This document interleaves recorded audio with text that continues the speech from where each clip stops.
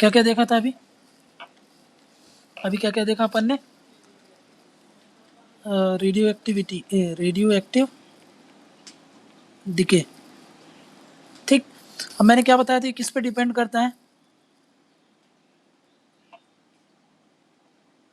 N/P ratio, जहां पर ये क्या था, न्यूट्रॉन, ये क्या था, प्रोटॉन। ठीक, और ये कितना होना चाहिए, 1 से लेकर के 1.5 तक अगर है तो जनरली ये आमतौर पर स्टेबल होता है। ठीक है, अगर 1 से कम है तब भी अनस्टेबल, 1.5 से ज़्यादा है तब भी अनस्टेबल। 1 से कम है मतलब प्रोटॉन ज़्यादा है, न्यूट्रॉन कम है। समझ में आ गया? 1.5 से ज़्यादा मतलब न्यूट्रॉन बहुत ज़्यादा है, प्रोटॉन बहुत कम है। क्लियर?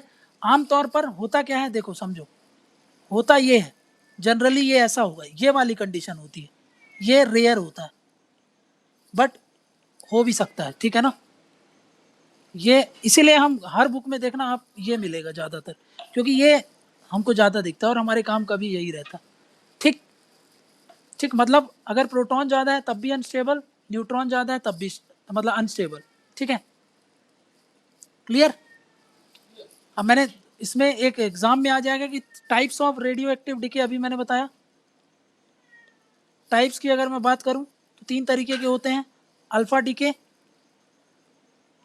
बीटा डीके और गामा डीके। अब ये समझो क्या है, इनमें से खतरनाक कौन सा है, ये मेन काम का है। ठीक है, क्लियर है ये बात? समझ में आ गया तो आगे बढ़े। ठीक है, आगे बढ़ो।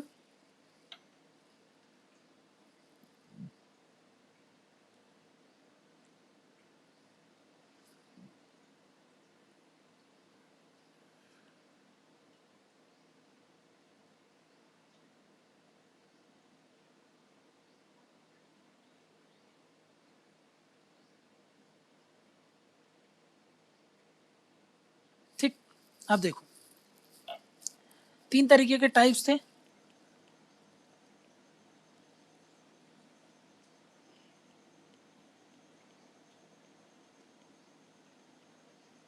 इसमें मैंने क्या बताया, 3 तरीके के पढ़ना। ठीक, पहला अल्फा डीके। अब देखो ये क्या होता है, अल्फा डीके ये सबसे कमजोर होता है, वीक। ठीक है ना? मतलब क्यों बोल रहे हैं वीक, क्योंकि अगर तुम एक पेपर लगा दोगे ना, मान लो कि ये रखा हुआ है, यहाँ पे रेडिएशन निकल रहा है ये चारों तरफ, और तुम यहाँ पे हो, तुम अगर यहाँ बीच में एक पेपर रख दिए तो ये रेडिएशन इसको पार नहीं कर पाएगा। समझ में आ गया? इसीलिए वीक। मतलब क्या होता है, स्टॉप किया जा सकता है, हाँ किया जा सकता है, can be stopped by a piece of paper, एक पेपर से भी हम इसको रोक सकते हैं। ठीक है, इसीलिए ये उतना खतरनाक नहीं है। ठीक, क्लियर? तो इसीलिए मैं इसको बोल रहा हूँ वीकेस्ट है, ये सबसे कमजोर है। ठीक, नेक्स्ट, ये है क्या, अल्फा क्या होता है, ये पार्टिकल होते हैं, ये रेडिएशन नहीं है, याद रखना, पार्टिकल है ये, पार्टिकल है, मतलब ये अगर है यहाँ से छोटे छोटे पार्टिकल आ रहे हैं तुम्हारे पास। ठीक है, ये पार्टिकल्स हैं, ये पार्टिकल्स हैं, रेडिएशन नहीं है, कण है, बहुत सूक्ष्म कण है। समझ में आ गया? जैसे रेत एक कण होता है, वैसे ये एक पार्टिकल है, पार्टिकल की तरह वो एमिट होता है। इसमें क्या एमिट होते हैं, एमिट्स होते हैं, इसमें देखो प्रोटॉन भी एमिट होते हैं प्लस न्यूट्रॉन भी निकलते हैं उसमें से। ठीक है, प्रोटॉन भी निकाले जा, इसमें प्रोटॉन भी निकल रहे हैं, न्यूट्रॉन भी निकल रहा है। समझ में आ रहा है? इसीलिए इसको बोल रहे हैं हम अल्फा डीके। क्लियर? इतनी बात याद रखना, मेन क्या है, मेन चीज है, तुमको ये पूछेगा कि इसमें से पेपर से किसको रोका जा सकता है, तो अल्फा डीके। ठीक है, नेक्स्ट बढ़े आगे। ठीक है, प्रोटॉन भी छोड़ रहा है, न्यूट्रॉन भी छोड़ रहा है, ये बात याद रखना। ठीक, अब नेक्स्ट देखो, नेक्स्ट क्या बोल रहा हूं मैं, बीटा डीके। ये भी क्या बताया था मैंने, ये पार्टिकल है क्या, हाँ ये पार्टिकल है कि रेडिएशन है, ये भी पार्टिकल है, समझ में आ गया। इसको रोका जा सकता है, हाँ इसको भी रोका जा सकता है, can be stopped by thin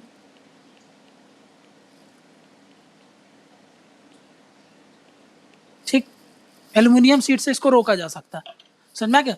जब बीटा डिके होता है तो एलिमेंट जो भी तत्व होते हैं, जो भी तत्व था वो पहले, ठीक, जो भी तत्व था वो चेंज हो जाता है। जैसे कि अभी बताया था ना भाई ए है, अब वो ए ना रह करके बी में बदल गया, समझ में आ गया। तो इसमें पूरा का पूरा एलिमेंट चेंज हो जाता है, ये याद रखना। और इसमें क्या छोड़ा जाता है, इसमें क्या रिलीज होता है, इसमें रिलीज होता है इलेक्ट्रॉन, ठीक। ना तो ये सब कुछ काम का नहीं है, बस ये काम का है सबसे, कि कौन किस में पार्टिकल है, क्या, हाँ पार्टिकल है, क्या वो एल्युमिनियम से रोका जा सकता है, हाँ रोका जा सकता है, ठीक है। समझ में आ गई बात, आगे बढ़े।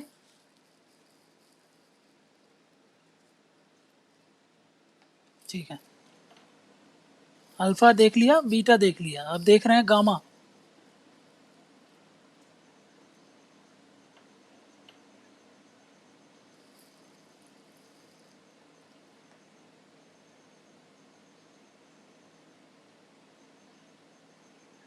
अब देख रहे हैं हम क्या, तीसरे तरीके का गामा। ये क्या है, ये रेडिएशन है, ये तत्व नहीं है, ये तत्व बोल रहा हूँ, पार्टिकल नहीं है ये रेडिएशन निकलता है, समझ में आ गया। ये बात याद रखना, पहली बात। इनमें तीनों में से रेडिएशन कौन सा है, तो गामा रेडिएशन, ठीक है। इसीलिए एनर्जी जो भी निकलती है किस फॉर्म में, एनर्जी किस, रेज, किरण के फॉर्म में होती है, समझ में आ गया ना, क्लियर। इसको कैसे रोका जा सकता है,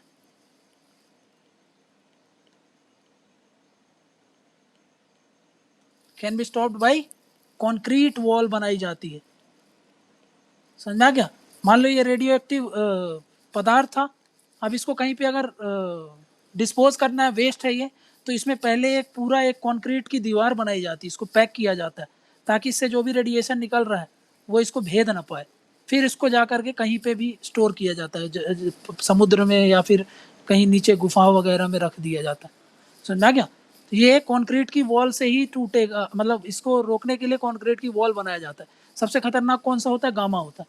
अल्फा, बीटा और गामा तीनों में इधर से इधर बढ़ोगे तो वो उसका जो खतरा होता है ये वाला बढ़ता जाएगा, ठीक है ना।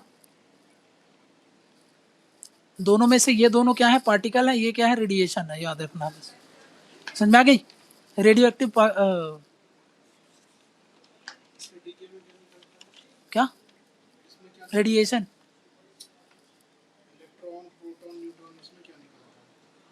किसमें, इसमें इलेक्ट्रॉन बताया तो, इसमें इलेक्ट्रॉन निकलेगा। सॉरी, ये पार्टिकल तो निकल ही नहीं रहा ना, पार्टिकल निकल ही नहीं रहा, इलेक्ट्रॉन पार्टिकल ही नहीं निकल रहा, इसमें क्या निकल रहा है, रेस। पार्टिकल नहीं निकलेंगे, पार्टिकल शुरू के दो में निकल रहा है, तभी तो पार्टिकल्स बोल रहे हैं। इसमें क्या निकल रहा है, इसमें निकल रहा है आपका रेज, एनर्जी, ठीक है। ठीक, समझ में आ गया, आगे बढ़े, आगे बढ़ूं, ठीक है। नेक्स्ट टाइप्स भी देख लिया हमने रेडियो एक्टिव डिके का।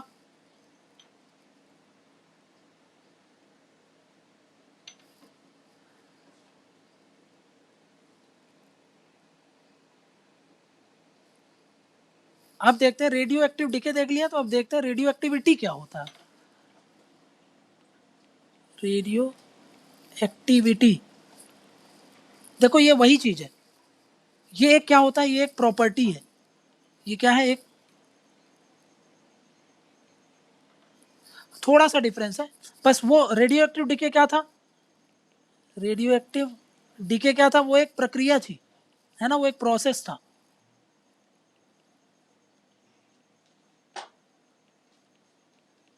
और रेडियो एक्टिविटी क्या है, ये एक प्रॉपर्टी होती है, प्रॉपर्टी होती है, समझ में आ गया, ये एक गुण होता है। क्या गुण होता है? कोई भी पदार्थ, कोई भी पदार्थ, कोई भी पदार्थ, समझा गया? मतलब कोई भी एलिमेंट, तत्व, जो जब अनस्टेबल से स्टेबल में जाता है तो ये एनर्जी पार्टिकल और रेडिएशन छोड़ता है। तो कोई भी तत्व जो ये प्रॉपर्टी शो करेगा ना, जिसमें भी ये फीचर मिल जाएंगे, उसको हम बोल देंगे वो रेडियो एक्टिविटी है उसके अंदर। समझ में आ गया?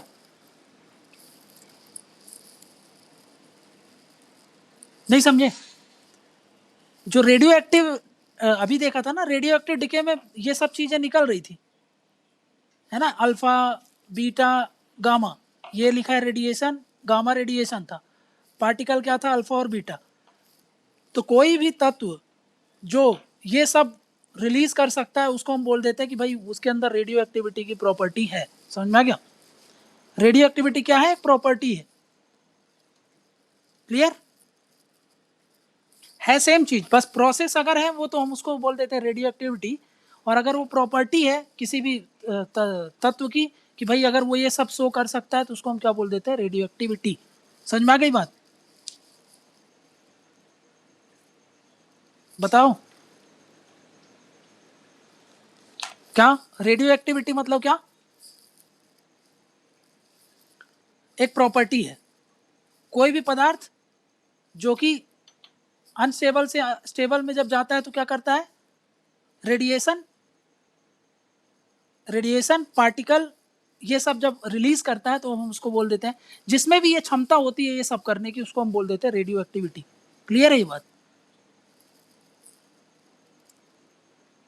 ठीक, नेक्स्ट बढ़े।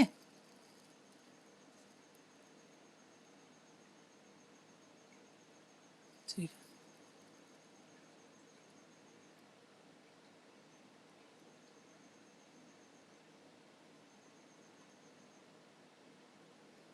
अब देखो एक और टर्म आता है हाफ लाइफ। क्या होता है? ठीक, ये भी बहुत इंपॉर्टेंट है। हाफ लाइफ क्या होता है? देखो ये है रेडियो एक्टिव का एलिमेंट,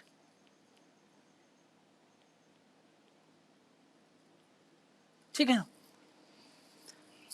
रेडियो एक्टिव एलिमेंट क्या होता है? रेडियो एक्टिव एलिमेंट होता है डीके होगा, हाँ खराब होगा ना ये। तो जिस रेट में इसको मापते हैं, रेट ऑफ मेजरिंग, हम ये एक मापने की एक लाइफ लिखा है ना, मतलब हम क्या कर रहे हैं? माप रहे हैं किसको? नाप रहे हैं किसको? रेडियो एक्टिव एलिमेंट जब डिके होता है, समझा क्या? मान लो ये रेडियो एक्टिव डिके, ये रेडियो एक्टिव एलिमेंट ये 100% है, ठीक है? ये आधा कब हो जाता है? 50% कब होगा? समझा क्या? मतलब ये इतना कब हो जाएगा? आधा खत्म हो जाएगा। तो कितने समय में ये हो रहा है, इसको हम बोलते हैं तो उसका हाफ लाइफ। समझ में आ गई बात? क्लियर है क्या बोल रहा हूँ मैं? हाफ लाइफ किसको बोल रहा हूँ मैं? एक ये क्या है? रेडियो एक्टिव एलिमेंट है, ये कैसा है? अनस्टेबल है, ठीक है? ये कन्वर्ट हो जा रहा है, किस तरफ जा रहा है? ये अनस्टेबल है तो ये क्या करने की कोशिश करेगा? ये बनना चाहेगा स्टेबल। समझ में आ गया? इस दौरान क्या होगा? इस दौरान ये डिके चालू होगा इसका, ठीक है? ये डिके चालू होगा, डिके मतलब खराब होना चालू होगा। और आधा कब? आधा खराब हो गया ना, देखो आधा खराब हो गया, ये पहले पूरा था अब आधा खराब हो गया। कितने समय में ऐसा हुआ है? कितने समय में? ये जो टाइम होता है इसी को ही हम क्या बोल देते हैं? Half life. समझा क्या? अब ये कितना समय होता है? टाइम कितना होता है? ये वेरी करता है, किसी किसी तत्व के लिए सेकेंड्स होते हैं, किसी किसी तत्व के लिए ये लाखों साल होते हैं, मिलियंस ऑफ ईयर्स होते हैं। समझ में क्या? इसको बोलेंगे पेरेंट और इसको बोलेंगे डॉटर, डॉटर न्यूक्लियाई। समझ में आ गया? ये क्या हो गया? पेरेंट न्यूक्लियाई, मतलब ये पिता था, अब वो खत्म होकर के किसी में चेंज हो गया, डॉटर न्यूक्लियाई। ये कब तक ऐसे खत्म कब तक होता है? समझ में आ रहा है? ये ऐसा है, ये सिर्फ 50% होगा क्या?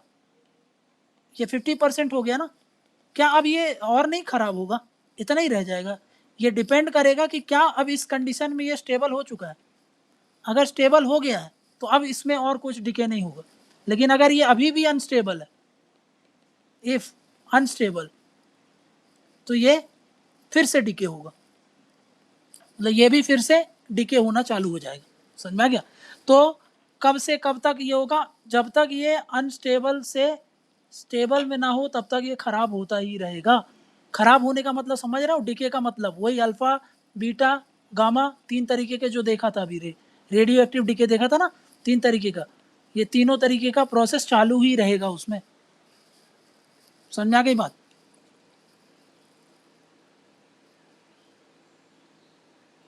ठीक नहीं आया? अभी जो आखिरी वाला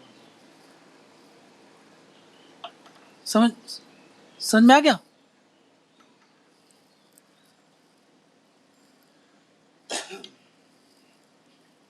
क्या बोल रहा हूँ मैं ये बोल रहा हूँ कि ये है अनस्टेबल, तभी तो रेडियो एक्टिव डिके हो रहा है। कब तक होगा? जब तक ये स्टेबल ना हो जाए।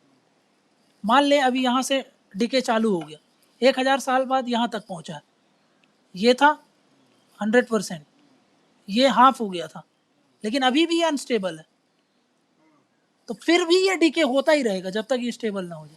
तो अब ये मान ले यहाँ पे यहाँ तक पहुँच गया, इतना डिके हो चुका, अब ये स्टेबल हो गया, अब ये स्टेबल हो गया तो अब डिके नहीं होगा। समझ में आ गया? तो ये कब तक डिके होता रहता है? जब तक वो स्टेबल ना हो जाए। समझ में आ गई ये बात? ठीक है, नेक्स्ट आगे बढ़े, नेक्स्ट बढ़ूं? ठीक,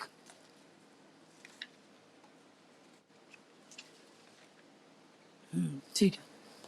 अब देखो सबसे इंपॉर्टेंट सवाल, एक सवाल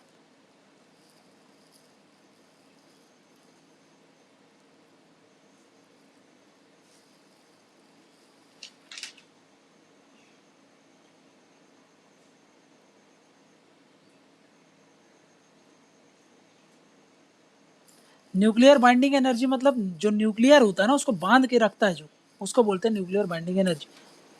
ठीक है, हाँ, जो न्यूट्रॉन वगैरह ये सब जो एनर्जी आती है ना जो बाइंड करके रखता है, यस, न्यूट्रॉन जिस एनर्जी से उसको बांध करके रखा है, न्यूक्लियस अपनी जगह पर बने हुए हैं, न्यूक्लियस इधर उधर टूट नहीं रहा है, क्यों? क्योंकि उसमें एक एनर्जी है। कौन सी एनर्जी? वो जो न्यूट्रॉन उसको प्रोवाइड करके जो गोंद की तरह उसको चपका के रखा। ठीक है, अब एक क्वेश्चन आएगा तुमको, ठीक है, क्या? एप्लीकेशन बताओ, कहाँ कहाँ यूज होता है एप्लीकेशन ऑफ न्यूक्लियर टेक्नोलॉजी? ठीक, बताओ कहाँ कहाँ यूज होता है ये? तो पहला, सबसे पहला याद रख लो, न्यूक्लियर मेडिसिन, मेडिसिन में यूज होता है। ठीक, मेडिसिन में जैसे एक रेडियो आइसोटोप होता है ना, रेडियो आइसोटोप्स, ये काहे में यूज होता है? कैंसर ट्रीटमेंट में, कैंसर ट्रीटमेंट के लिए इसको यूज किया जाता है। आइसोटोप मतलब छोटे छोटे कण तो होते हैं, हाँ, उससे हिट किया जाता है। मान लो ये ट्यूमर है, ये सेल है, यहाँ से इसको हिट किया जाएगा, किससे? रेडियो आइसोटोप से। ये आइसोटोप्स होते हैं, इससे इसको हिट कर देते हैं। ये कैंसर की सेल है, कैंसर सेल, तो ये वाला सेल को मार देगा जा करके, तो ये ठीक हो जाएगा। समझ गया? तो न्यूक्लियर में यूज होते हैं, ये याद रखना, न्यूक्लियर मेडिसिन में यूज किया जाता है इसका। ठीक, सब यूज होता है, बता तो रहा हूँ, सबका अलग अलग है, अभी तो बहुत सारे देखोगे तुम खुद समझ जाओ। नेक्स्ट, एग्रीकल्चर में भी यूज होता है। एग्रीकल्चर में कैसे यूज करते हैं? क्रॉप इंप्रूवमेंट, क्रॉप की वैरायटी इंप्रूव करने के लिए यूज होता है। ठीक है, खाने को प्रिजर्व करने के लिए यूज किया जाता है, संरक्षण करने के लिए। ठीक है, फिर नेक्स्ट, नई नई वैरायटी बनाने के लिए, अलग अलग वैरायटी के लिए भी यूज किया जाता है इस टेक्नोलॉजी का। देखो डायरेक्ट इनडायरेक्ट बहुत सारे यूज होते हैं। ठीक है, नेक्स्ट देखो, मिलिट्री में यूज होता है। हाँ, मिलिट्री में यूज किया जाता है, काहे में? वेपन्स बनाने के लिए, हथियार बनाने के लिए, मिसाइल बनाने के लिए। समझ में आ गया? सिविलियन पर्पस के लिए क्या यूज करता है? सिविलियन मतलब जो हम नॉर्मल इंसानों के लिए यूज़ करते हैं ना, मतलब जो घर के रोज़मर्रा कामों के लिए, तो न्यूक्लियर रिएक्टर बनाते हैं, उसमें से बिजली उत्पादन करते हैं। Nuclear reactor, power generation, power generation में यूज़ करते हैं। नेक्स्ट इसका है यूज़ वाटर मैनेजमेंट में।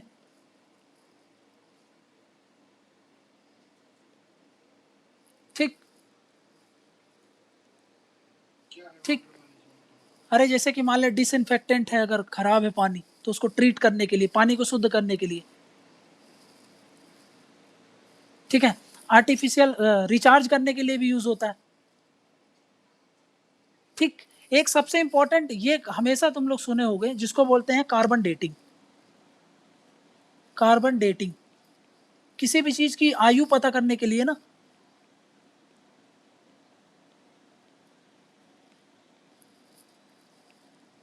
किसी भी चीज़ की आयु पता करने के लिए कार्बन डेटिंग टेक्नोलॉजी का यूज़ किया जाता है।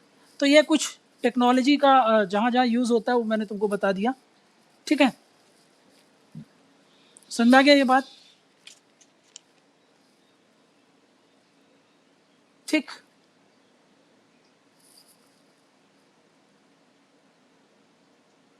सबसे इंपॉर्टेंट क्या है, याद रखना, पावर जनरेशन। ठीक है ना, पावर के लिए पावर जनरेशन, जो कि कहाँ से यूज़ करते हैं हम, ये सिविलियन वाले से। ठीक है, नेक्स्ट बढ़े आगे, आगे बढ़े।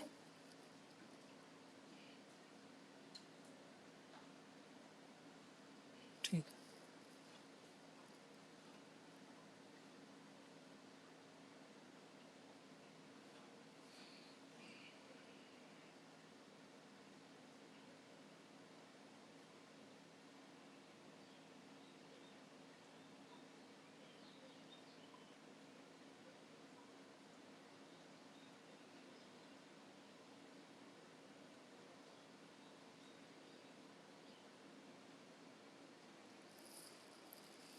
सब डिस्कस कर रहे हैं, अभी रुक जाओ, ठहरो थोड़ी देर।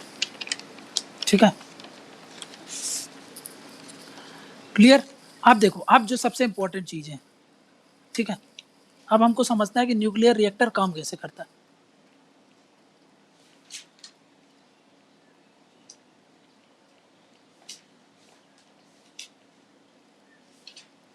ठीक,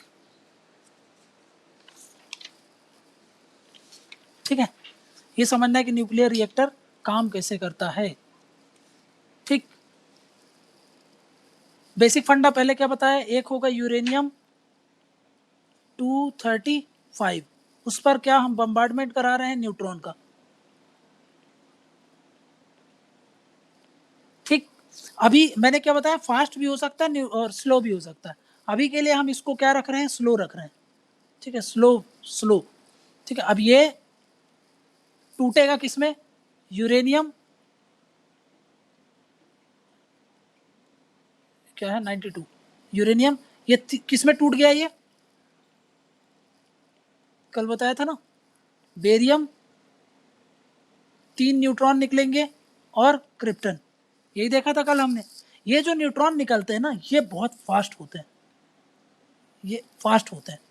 समझा क्या, क्या बोल रहा हूँ, ध्यान में रखना एक एक कीवर्ड। यहाँ पे स्लो से बम्बार्ड कराया गया, यहाँ पे जो निकल रहा है न्यूट्रॉन बहुत फास्ट से हो रहा है, और एक नहीं निकल रहा है, कितने निकल रहे हैं, 3 निकल रहे हैं। समझ में आ गया? ठीक, ये है मेन फंडा। ठीक है, अब यहाँ पे समझो, ये एक यूरेनियम का था, ये दूसरा यूरेनियम, ये तीसरा यूरेनियम, ये चौथा यूरेनियम, ये पांचवा यूरेनियम, ये छठवां, ये सब क्या है, ये अणु है, एटम है। जैसे बताया था ना कि एक इंसान का शरीर है तो एक सेल तो होंगे नहीं, बहुत सारे सेल हैं। वैसे यूरेनियम के एक एटम तो है नहीं, बहुत सारे एटम है। हमने इसको न्यूट्रॉन से हीट कराया था, इसमें से 3 न्यूट्रॉन निकले हैं। एक न्यूट्रॉन, और ये बहुत तेज है, ये स्लो था, पर ये तो बहुत फास्ट है ना, ये तुरंत इसको हिट कर देगा, इसको टकराएगा। यहाँ से जो न्यूट्रॉन निकला इसको टकराएगा, यहाँ से जो न्यूट्रॉन निकला इसको टकराएगा, फिर इसमें से 3 निकलेंगे, वो अगले वाले को भेदेंगे। समझ में आ गया? यहाँ से फिर 3 निकलेगा, फिर यहाँ से 3 निकलेंगे, वो अगले वाले को। तो देखो ऐसे, अब ये क्या करेंगे, हमने सिर्फ एक का यूज़ किया था, अब ये अपना काम करते रहेंगे। एक ये निकला, ये निकला, ये निकला, फिर ये इसको ख़त्म करेगा, ये इसको ख़त्म करेगा, इसको ख़त्म करेगा, ऐसे करके एक चेन रिएक्शन चालू हो जाएगी। समझ में आ गया? चेन रिएक्शन चालू हो गई। क्लियर? और यहाँ पे हर समय क्या निकल रहा है? ये न्यूट्रॉन निकल रहा है और हर समय एनर्जी भी तो रिलीज हो रही है। एनर्जी किस फॉर्म में? ऊष्मा के फॉर्म में, हीट के फॉर्म में। ऊर्जा कैसे निकल रही है? गर्मी निकल रही है, उसमें से हीट निकल रही है। सोचो, ये वाला कुछ हीट निकालेगा, कुछ ये हीट निकालेगा, फिर ये भी कुछ हीट निकालेगा, ये भी हीट निकालेगा।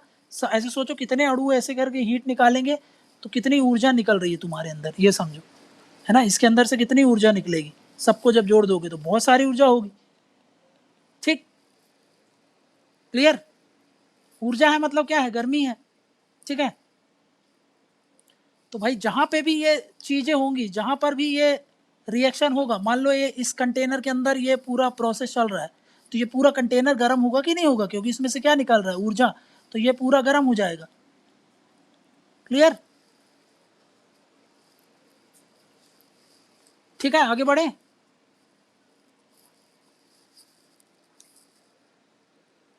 समझ में आ गया? ठीक है, अब आगे बढ़ते हैं। ये तो रिएक्शन होगी, ये हमने देख लिया।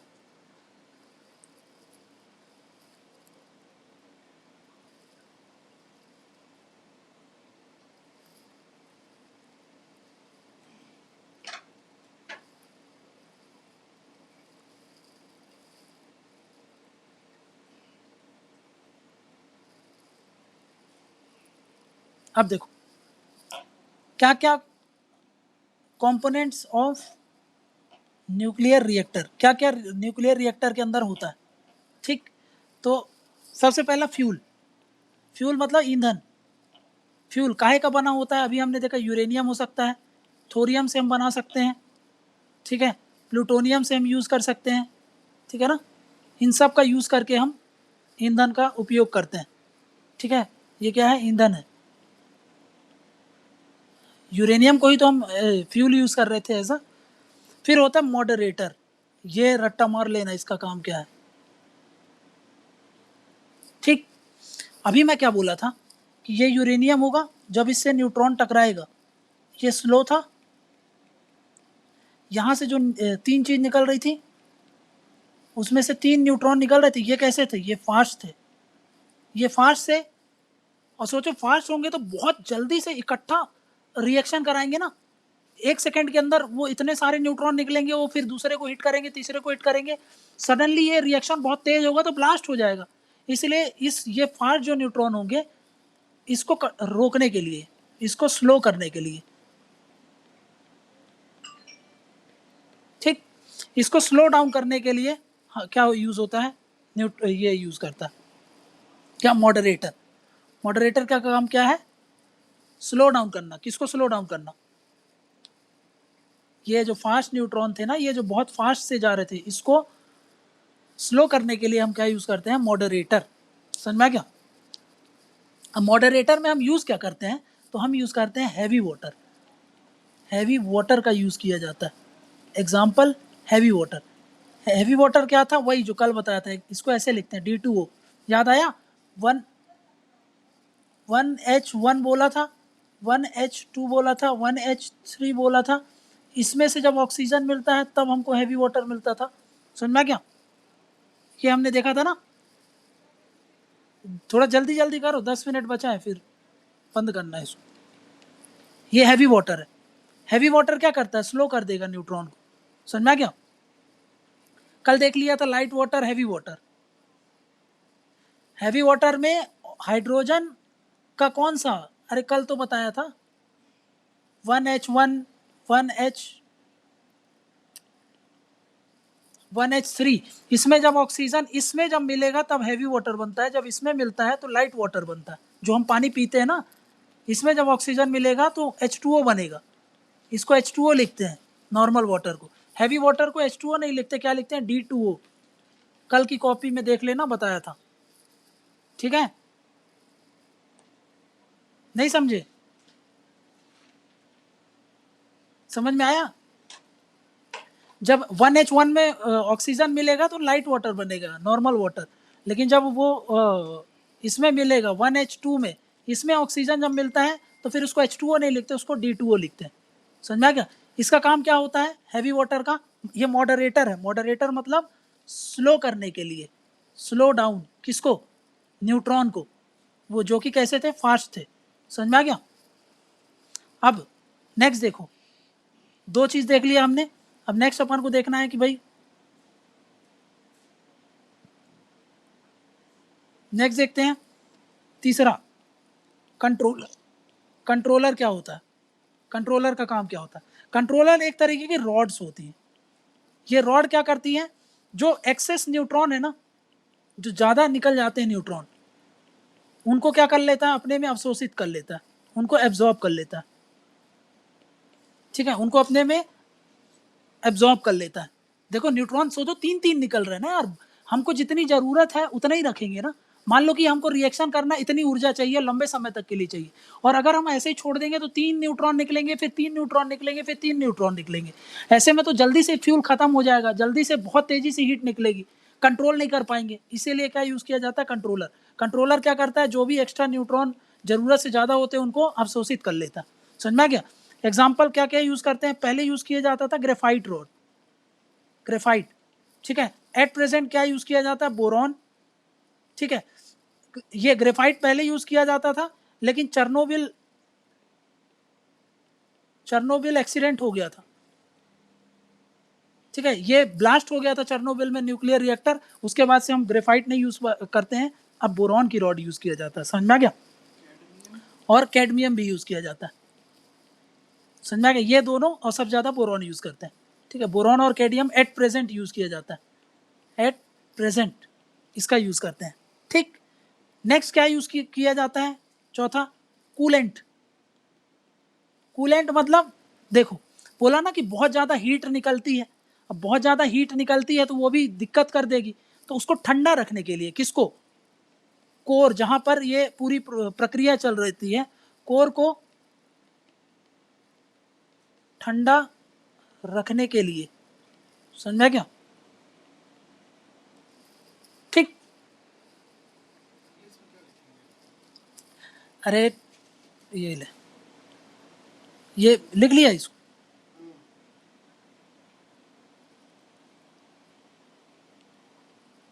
काहे के लिए? To keep temperature of the core क्या? कांस्टेंट। समझ में आ गया? ठीक, और क्या काम करता है? एब्जॉर्ब करता है, absorbs extra heat, extra heat. समझ में आ गया? ये चार चीजें समझ में आ गई ना, क्या क्या यूज होते हैं। अब इसमें हम यूज क्या करते हैं? किस चीज का यूज करते हैं? तो नॉर्मल पानी, एग्जाम्पल क्या है इसके? लाइट वाटर यूज करते हैं, हैवी वाटर भी यूज करते हैं। ठीक, कभी कभी लिक्विड सोडियम भी यूज करते हैं। ठीक है, लाइट वाटर, हैवी वाटर। तो हैवी वाटर देखो एज अ कूलेंट भी काम कर रहा है, और एज अ, वहां पे देखा था अभी क्या, मॉडरेटर भी काम कर रहा है। समझ में आ गई ये बात? आगे समझ में आ गया? नेक्स्ट आगे बढ़े, इतना समझ में आ गया? तो बस अब ये चीज समझ लिए हो तो इसके आगे का अब कल करेंगे। ठीक है,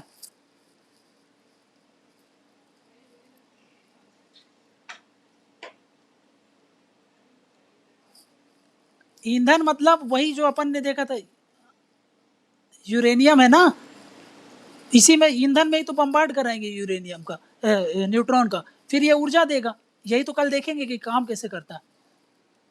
समझ में? अभी सिर्फ फंक्शन समझ लो किसके क्या क्या है। ठीक है, अभी समझ गए ना किसका क्या काम होता है।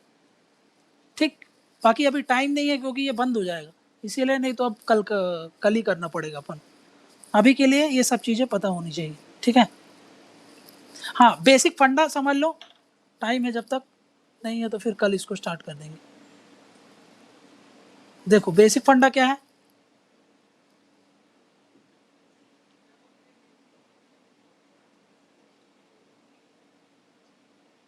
देखो रिएक्टर काम कैसे करेगा, ठीक, देखो ये होता है कोर,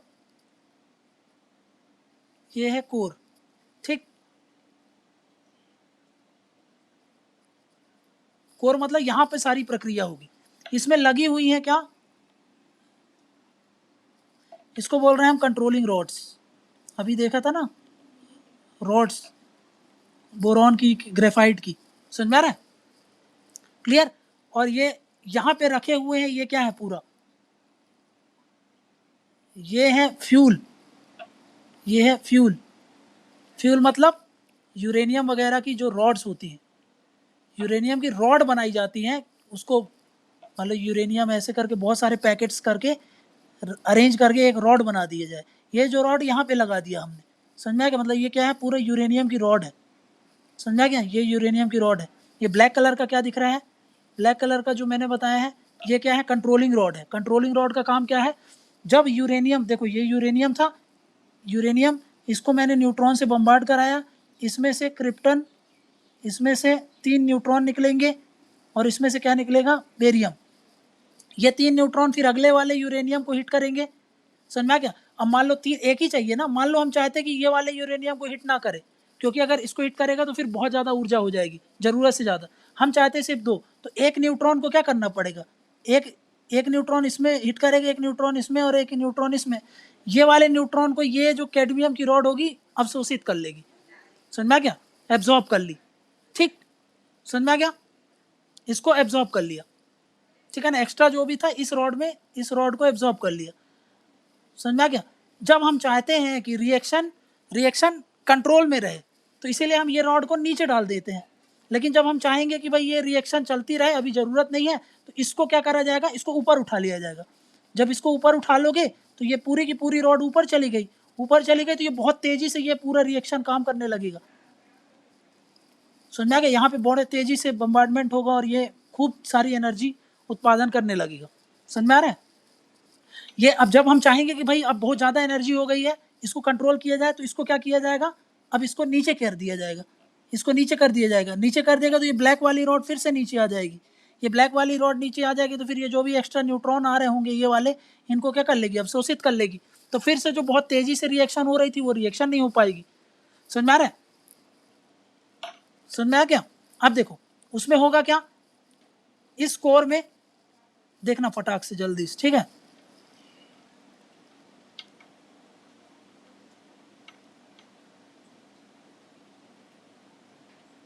ये था कोर और यहां पे लगी थी क्या, कंट्रोल, ये था कंट्रोलिंग रॉड्स, ठीक है, ये क्या था, फ्यूल, यूरेनियम की रॉड लगी थी यहाँ पर, ठीक है। अब ये पूरा कनेक्ट रहता है एक अरेंजमेंट से, इसको पूरे एक अरेंजमेंट में कन्वर्ट कर दिए हैं।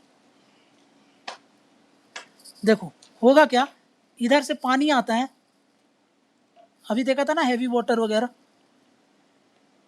देखो यहाँ से ठंडा पानी रहेगा, ठीक है ना, यहाँ पे जब जाएगा, ये तो कोर है, यहाँ पे तो प्रक्रिया चल रही है, बहुत गर्म होगा ये पूरा रीजन, जब ये यहाँ पे जाएगा तो बहुत गर्म हो जाएगा, गर्म हो जाएगा तो यहाँ से देखो, यहाँ से निकलेगा क्या, भाप, ठीक है ना, ये स्टीम निकलेगा, ये स्टीम कहाँ पे जाएगा, ये